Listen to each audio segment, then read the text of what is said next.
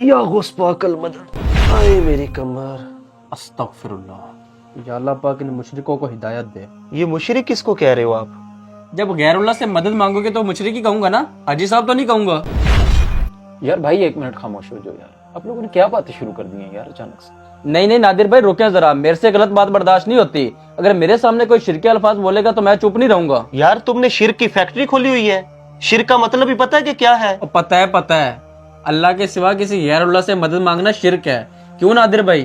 دیکھیں معاذ بھائی، شرک ہے یا نہیں ہے اس کے اوپر تو ہم بعد میں بات کریں گے، لیکن دیکھیں معاذ بھائی سب سے پہلے تو یہ بات کرنے کا کوئی طریقہ نہیں۔ اور دانش بھائی آپ بھی ذرا ریلیکس ہو جائیں اور تسلی سے دونوں بھائی میری بات سنیں۔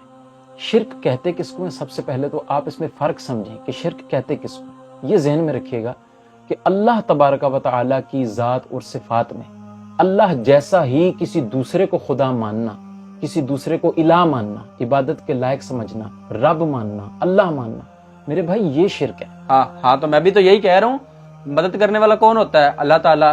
اگر کسی اور سے مدد مانگیں گے تو اس کا مطلب معاذ اللہ اس کو اللہ کے برابر کر رہے ہیں آپ۔ ادھر دیکھنا جناب ذرا میری طرف، آپ کہہ رہے ہو کہ اللہ کے علاوہ کسی سے مدد مانگنا شرک ہے، ایسے ہی ہے نا؟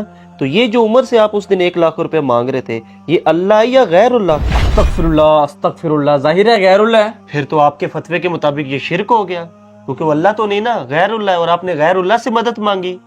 لیکن وہ تو ہاں یہ تو ظاہری سباب ہے، آپ لوگ تو مردوں سے مانگتے ہو۔ اللہ کے بندو اس طرح کی کوئی بات نہیں، آپ تسلی سے میری بات سنیں، 2 اور 2 4 والی بات ہے، ایک قاعدہ کلیہ اپنے ذہن میں رکھ لیں، انشاءاللہ آپ کو ساری بات سمجھ آ جائے گی، اس میں لڑنے والی کوئی بات ہی نہیں ہے۔ یہ ذہن میں رکھیے گا کہ ہم اللہ تبارک و تعالیٰ کے جو اولیاء کرام ہیں، جو اس کے برگزیدہ بندے ہیں، ہم ان کا جتنا اختیار مانتے ہیں وہ اللہ تبارک و تعالیٰ کی عطا سے مانتے ہیں۔ اللہ ہی حقیقی مددگار ہے، لیکن ایک بات ذہن میں رکھیے گا معاذ بھائی کہ اللہ تبارک و تعالیٰ ہی مددگار پیدا فرمانے والا ہے۔ اب آپ دیکھیں نا، اگر آپ ذاتی اور عطائی کا فرق سمجھ جائیں تو جھگڑا ہی ختم ہو جاتا ہے۔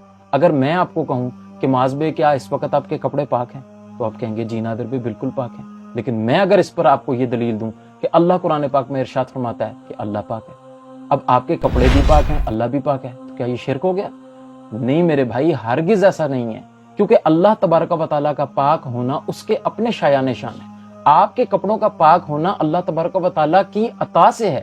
آپ دیکھتے ہیں، آپ سنتے ہیں، جبکہ اللہ تبارک و تعالیٰ ارشاد فرماتا ہے کہ وَهُوَ السَّمِيعُ الْبَصِيرُ، اور وہ دیکھتا اور سنتا ہے، تو کیا یہ شرک ہو گیا؟ آپ بھی دیکھتے سنتے ہیں، اللہ بھی دیکھتا سنتا ہے؟ نہیں میرے بھائی، شرک نہیں ہوا۔ آپ دیکھتے سنتے ہیں اللہ تبارک و تعالیٰ کی عطا سے، جبکہ اللہ تبارک و تعالیٰ کو کسی نے عطا نہیں کیا، اللہ تبارک و تعالیٰ کا اپنا ذاتی ہے۔ تو میرے بھائی ذاتی اور عطائی کے فرق کو سمجھو تو سارا جھگڑا ختم ہو جاتا ہے۔ اللہ تبارک و تعالیٰ کے جو اولیاء ہیں وہ اللہ تبارک و تعالیٰ کی عطا سے ہماری مدد کرتے ہیں۔ تو رہی بات دنیا سے چلے جانے کی، جس طرح معاذ بھائی نے کہا کہ مردے ہیں، دنیا سے چلے گئے ہیں تو سنتے کیسے ہیں؟ تو میرے بھائی کیا آپ نے وہ بخاری شریف کی حدیث نہیں پڑھی کہ رسول اللہ علیہ الصلوۃ والسلام نے جب جنگ بدر ختم ہوئی اور کفار کی ساری جو لاشیں تھے وہ اٹھا کے کنویں میں پھینک دیے گئے، اس کے دہانے پہ کھڑے ہو کے حضور علیہ الصلوۃ والسلام نے جب مردوں سے خطاب کیا، اور وہ مردے مسلمان نہیں تھے، وہ کافر تھے، وہ حضور علیہ الصلوۃ والسلام کا کلمہ نہیں پڑھتے تھے، وہ اللہ تبارک و تعالیٰ پہ ایمان نہیں لائے تھے۔ جب ان کا قتال ہوا، ان کو ڈال دیا گیا کنویں کے اندر، ایک گڑھے کے اندر، تو اس کے دہانے پہ کھڑے ہو کر رسول اللہ علیہ الصلوۃ والسلام جب خطاب فرما رہے تھے تو حضرت فاروق اعظم رضی اللہ تعالیٰ عنہ نے حضور علیہ الصلوۃ والسلام سے عرض کی کہ یا رسول اللہ آپ مردوں سے بات کر رہے ہیں، کیا مردے سنتے ہیں؟ تو رسول اللہ علیہ الصلوۃ والسلام نے فاروق اعظم رضی اللہ تعالیٰ عنہ سے ارشاد فرمایا کہ ہاں فاروق، یہ تم سے کئی گنا زیادہ سنتے ہیں۔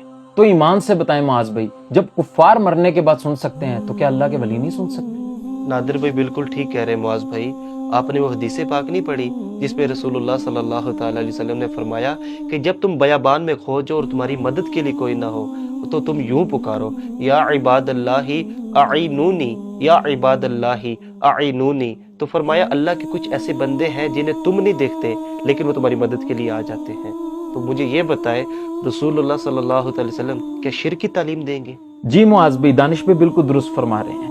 رہی بات اللہ تبارک و تعالیٰ سے ڈائریکٹ مدد مانگنے کی، تو آپ مانگے نا، آپ کو کس نے منع کیا ڈائریکٹ مدد مانگنے سے؟ ہم بھی اللہ تبارک و تعالیٰ سے ڈائریکٹ مدد مانگتے ہیں، لیکن ہم اللہ تبارک و تعالیٰ کے اولیاء سے مدد مانگنے کو شرک نہیں سمجھتے۔ اگر آپ اللہ تبارک و تعالیٰ سے ڈائریکٹ مانگنا چاہتے ہیں بالکل مانگیں، لیکن معاذ بھائی اللہ تبارک و تعالیٰ کے اولیاء سے اگر آپ مدد مانگنے کو شرک سمجھتے ہیں تو اس کے اوپر آپ کو قرآن و حدیث سے دلیل لانا ہوگی۔ اچھا نادر بھائی اس کا مطلب سارا مسئلہ ذاتی اور عطائی کا ہے، پھر ہم لوگ ایم ہی آپ لوگوں پہ شرک اور مشرک کی تہمت لگاتے رہتے ہیں۔ جب دینے والا ہی اللہ ہے تو پھر ہمیں کیا اعتراض ہو سکتا ہے؟ دانش بھائی میں نے آپ سے بھی بہت بدتمیزی کیا، خدا را مجھے معاف کر دیں۔ نادر بھائی آپ کا بہت شکریہ جو آپ نے میری اصلاح کر دی۔